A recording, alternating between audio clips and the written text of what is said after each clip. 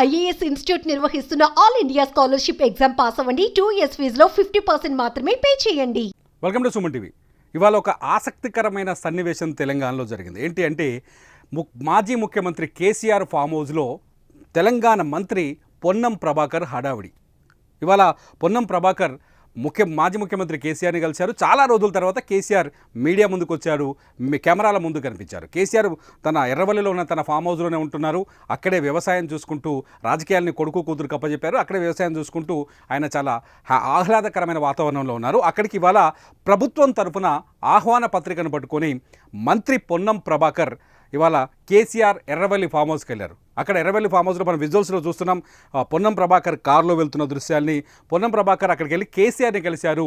కేసీఆర్ని కలిసి రేపు 9వ తేదీన తెలంగాణ సెక్రటేరియట్లో ఆవిష్కరించబోతున్న తెలంగాణ తల్లి విగ్రహ ఆవిష్కరణకు ఆహ్వానాన్ని అందించారు. చాలా రోజుల నుంచి ముఖ్యమంత్రి రేవంత్ రెడ్డి చెప్తున్నారు, కేసీఆర్ నీకు దమ్ముంటే రా, బయటికి రా, ఫామ్ హౌస్ వదిలేసి రా, నీవు అసెంబ్లీకి వచ్చి మాట్లాడు, ప్రజల ముందుకు రా అని సవాల్ చేస్తూ వస్తున్నారు రేవంత్ రెడ్డి.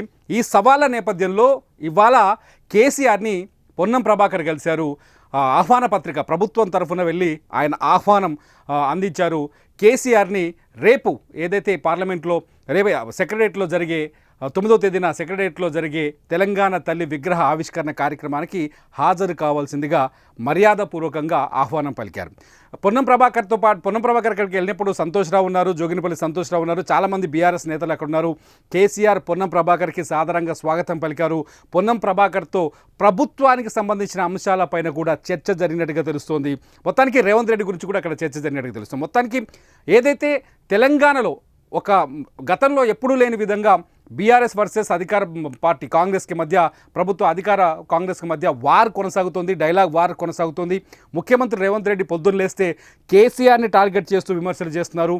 ఇటు కేటీఆర్, హరీష్ రావు రేవంత్ రెడ్డిని టార్గెట్ చేస్తూ విమర్శిస్తున్నారు. ఈ నేపథ్యంలో ఇంత పగ ప్రతీకారం ఉందా అని ప్రజలు భావించే విధంగా వీళ్ళ డైలాగ్ వార్ నడుస్తుంది. ఈ నేపథ్యంలో పొన్నం ప్రభాకర్ నవ్వుతూ వెళ్ళి కేసీఆర్ని పలకరించి ఆహ్వాన పత్రిక అందించడం, కేసీఆర్ ఆయన సాధారణంగా ఆహ్వానం పలకడం పొన్నం ప్రభాకర్కి, ప్రభుత్వంతో సఖ్యతతోనే ఉన్నాం ప్రభుత్వంతో అన్నట్టుగా ఆ సిచ్యువేషన్ కనిపించడం, ఇదంతా చూస్తుంటే కొంత ఆసక్తికరమైన వాతావరణం ఏర్పడింది. అయితే పొన్నం ప్రభాకర్కి కేసీఆర్ ఏం చెప్పారు?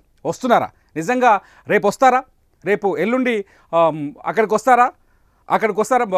తెలంగాణ సెక్రటేరియట్కి వచ్చేసి కేసీఆర్ ఆ వేడుకలో పాల్గొనే అవకాశం ఉందా? ఇది అతిపెద్ద ప్రశ్నగా మారింది. నిజానికి ఆ అవకాశం ఎక్కడా లేదని తెలుస్తోంది. కేసీఆర్ రారని కూడా కొంత బీఆర్ఎస్ వర్గాల నుంచి మనకు సమాచారం అందుతోంది. నేను రానని అక్కడ మొహం మీద చెప్పలేకపోయినప్పటికీ కేసీఆర్ రారు అనేది మాత్రం కొంత అర్థమవుతుంది. ఎందుకంటే తెలంగాణ తల్లి విగ్రహం విషయంలో వివాదం కొనసాగుతోంది. తెలంగాణ తల్లి విగ్రహాన్ని రూపు మార్చడం పైన బీఆర్ఎస్ తీవ్రమైన వ్యతిరేకత వ్యక్తం చేసింది. కేటీఆర్ చాలా నేరుగా డైరెక్ట్గా తెలంగాణ తల్లి విగ్రహం కాదు, ఇది పూర్తి స్థాయి కాంగ్రెస్ తల్లి విగ్రహం అని విమర్శలు చేశారు. కారణం ఏంటంటే కొత్తగా ఏదైతే కొత్త ప్రభుత్వం ప్రపోజ్ చేసిన తెలంగాణ తల్లి విగ్రహంలో తీవ్రమైన మార్పులు ఉన్నాయి.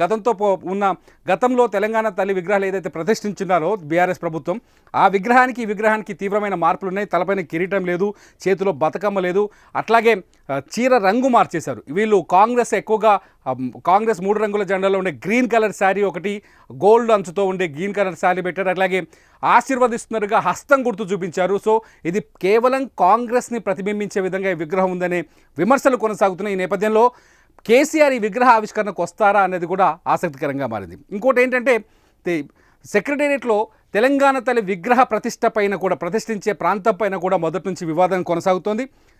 ఎక్కడైతే సెక్రటేరియట్ ముందు ఆ విగ్రహాన్ని ప్రతిష్ఠించాలని బీఆర్ఎస్ డిమాండ్ చేస్తూ వస్తుంది. గతంలో కేసీఆర్ అధికారంలో ఉన్నప్పుడు ఏ ప్లేస్లో అయితే తెలంగాణ తల్లి విగ్రహం పెట్టాలనుకున్నారో ఆ ప్లేస్లో రాజీవ్ గాంధీ విగ్రహాన్ని పెట్టడం, ఆ తర్వాత తెలంగాణ తల్లి విగ్రహాన్ని తీసుకెళ్లి సెక్రటేరియట్ లోపల ప్రతిష్ఠించడం, విగ్రహాన్ని వ్యతిరేకిస్తుంది BRS party. At the same time ఆ ప్లేస్ను కూడా మొదటి నుంచి వ్యతిరేకిస్తుంది. సో ఇష్టం లేని ఈ కార్యక్రమానికి కేసీఆర్ వస్తారన్నది ఇప్పుడు ఆసక్తికరంగా మారేది. మొత్తానికైతే ప్రభుత్వం మాత్రం బాధ్యతగా ప్రతిపక్ష నేత, అట్లాగే 2 దఫాలు తెలంగాణను పరిపాలించిన ముఖ్యమంత్రి కేసీఆర్ ఆయన దగ్గరికి వెళ్ళి ఆహ్వానం అయితే అందించింది. పొన్నం ప్రభాకర్కి ఆ బాధ్యతలను అప్పచెప్పింది. పొన్నం ప్రభాకర్ నేరుగా ఎర్రవల్లిలో ఉన్న కేసీఆర్ ఫామ్ హౌస్కి వెళ్ళడం, అక్కడ కేసీఆర్తో కూర్చోవడం, మాట్లాడడం, కేసీఆర్ని పలకరించడం, మన ఆరోగ్య విషయాల గురించి తెలుసుకోవడం, ఆ తర్వాత ప్రభుత్వం తరఫున ఆహ్వానం అందించడం, ఇదంతా జరిగిపోయింది. మరి మీరేమనుకుంటున్నారు? రేపు డిసెంబర్ 9వ తారీఖున రేవంత్ ప్రభుత్వం 1 ఇయర్ పూర్తి చేసుకున్న సందర్భంగా ఆవిష్కరిస్తున్న సెక్రటరియట్లో ఆవిష్కరిస్తున్న తెలంగాణ తల్లి విగ్రహ ఆవిష్కరణ కార్యక్రమానికి కేసీఆర్ వస్తారా రారా?